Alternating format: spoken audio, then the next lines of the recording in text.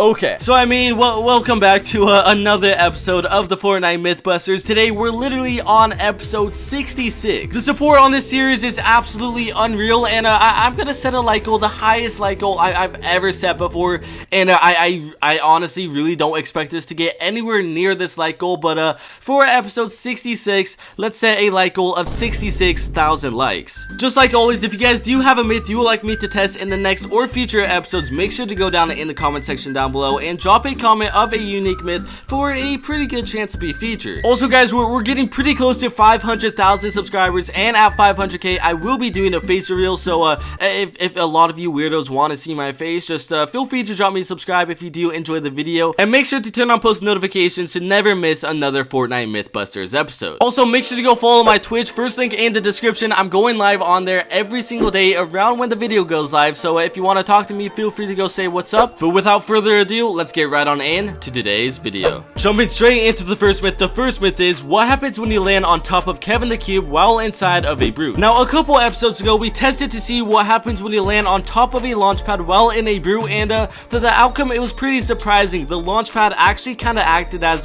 basically a trampoline for the B.R.U.T E, which overall was pretty cool. Again, when I was testing out this myth with Kevin the Cube, I was expecting something very similar, because of course when you do jump on Kevin the Cube in a regular game, the player, it bounces off of it, Kevin the Cube pushes it away, but unfortunately the B.R.U.T E has no effect on Kevin the Cube. No matter what you do, whenever you land on top of Kevin the Cube, you could stomp, you could shoot rockets or whatever, it basically acts as if it's a regular floor, and nothing really happens, unfortunately. Going straight into the next myth. The next myth is, if you eat a chili while inside of a B.R.U.T E, will the chili have the same effect as if you were running? In game, if you don't know already, sometimes around the desert like Paradise Palms and stuff, you will find these chilies on the ground. I don't know if they're in season 10 anymore. I haven't really seen any in a very long time. In game, whenever you consume one of these chilies, your player, he automatically starts running maybe 2 times the speed as normal for about 15-20 seconds. So will you have the exact same effect while you hop into a B.R.U.T E shortly after eating a chili? In game, when I tested this out, I was on my creative island and I spawned in the consumable gallery, which of course included this chili, and shortly after taking one of the chilies,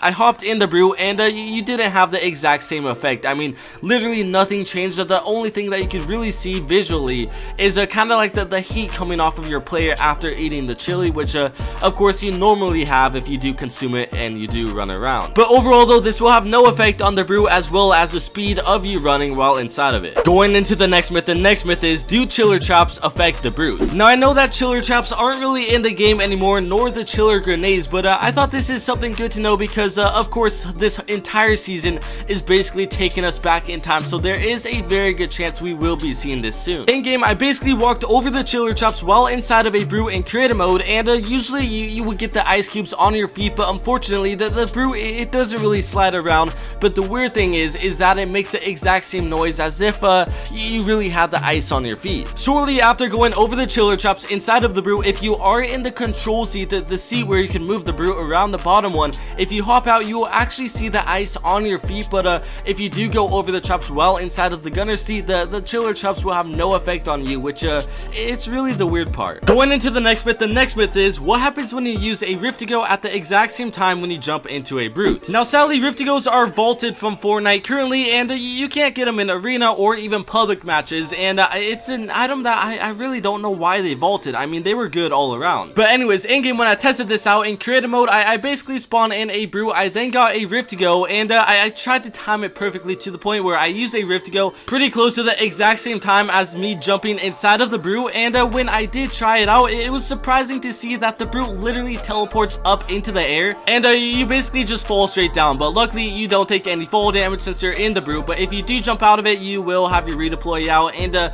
you could even boost up to 2 times while in air with the B.R.U.T E, which it's pretty cool and something I did not know. Overall though, I definitely think they should add the Rift-to-Go back into the game. I mean, it was a good item all around, and I don't really think anybody complained about it. Going into the next myth. The next myth is, do zombies take damage from the storm from a storm flip? Now I actually thought this was a pretty good myth, because in game, when zombies do go in the regular storm, unfortunately they don't take any damage to the storm at all. But maybe will they take damage to a storm flip, since it's really not the real actual storm, it's more of like a player made storm. In game, when I tested this out, I basically used my custom matchmaking code to get into my own private lobby, and then I basically I found Retail Row. I then found a Stormflip shortly before that, and I had quite a few zombies chasing me. I then threw down a Stormflip, and it seemed like there was nothing being done to the zombie overall. I mean, no damage was being taken. You could see no damage being taken from him, and when we ended up killing him, he took the exact same amount of shots as regular to kill a zombie. I feel like Stormflip should definitely do like damage to even vehicles and even brutes, because the Stormflip, I mean,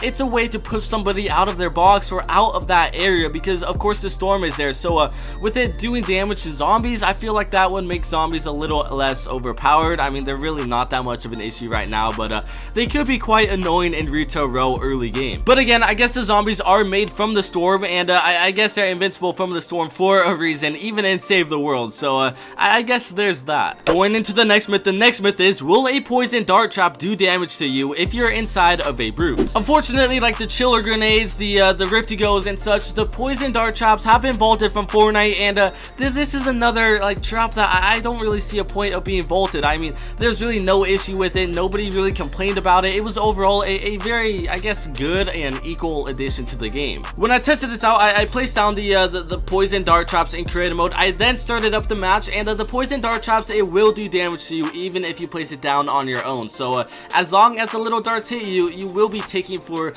quite a bit of damage. I mean, every couple seconds. When I tried this out, I basically got in the brute and I walked literally right in front of the trap, and it seemed to do literally nothing. I mean, I even lined it up so I was in the gunner seat, literally just right in front of the hole where the dart comes out, and there was 100% chance that it hit the shield, but it seemed to do no damage to the shield, seemed to do no damage to you if you're in the control seat either. I thought this was pretty weird, and honestly, I thought that it would affect you if you're in the control seat but not in the gunner seat, because you do have that force field around you. And from what we learned a couple episodes back, when you do throw a stink bomb down while you're inside of a brute, when you're in the gunner seat, the shield, it kind of like ticks, and it does a little bit of health every couple seconds because of the stink bomb, but that's not the case with the poison dart trap, unfortunately. Going into the next myth is, what happens when you shoot the brute's rockets at Kevin the Cube? Now, every single episode, this comment has literally been getting thousands of likes. I mean, everybody has been asking for this myth, and I tried to get it a long time ago, but ever since brutes were removed from creative mode as well as playground,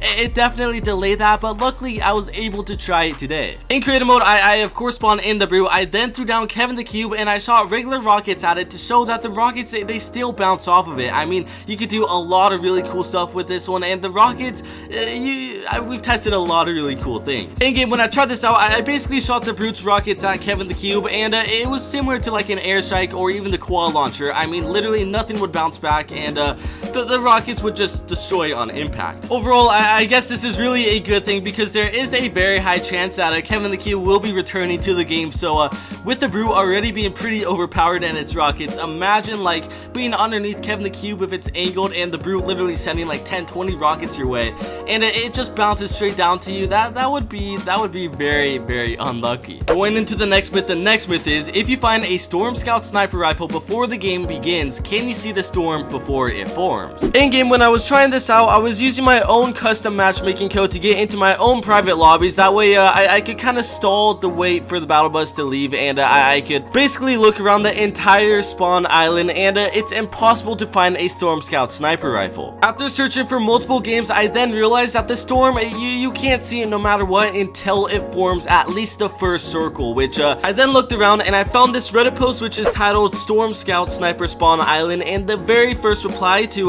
what someone was saying that they experienced is that they found one in the first chest before the storm even formed, so within like the minute grace period after the bus leaves the island, and it just shows the map. It doesn't show any circle or anything. This is also the exact same thing that happens in playground as well as even creative mode, because of the storm in those, they don't form till about the 5 minutes after the 3-hour mark in those game modes. Overall though, if this was possible and you were able to find the Storm Scout sniper on the spawn island, it would definitely give you a massive competitive advantage. At least you know where to basically drop. Anyways, that's gonna be it for today's video. I hope you have enjoyed. If you have, make sure to leave a like and also subscribe if you are new to the channel. Feel free to go down in the comment section down below and drop a comment of a unique myth for a pretty good chance to be featured, and I will see you guys next time.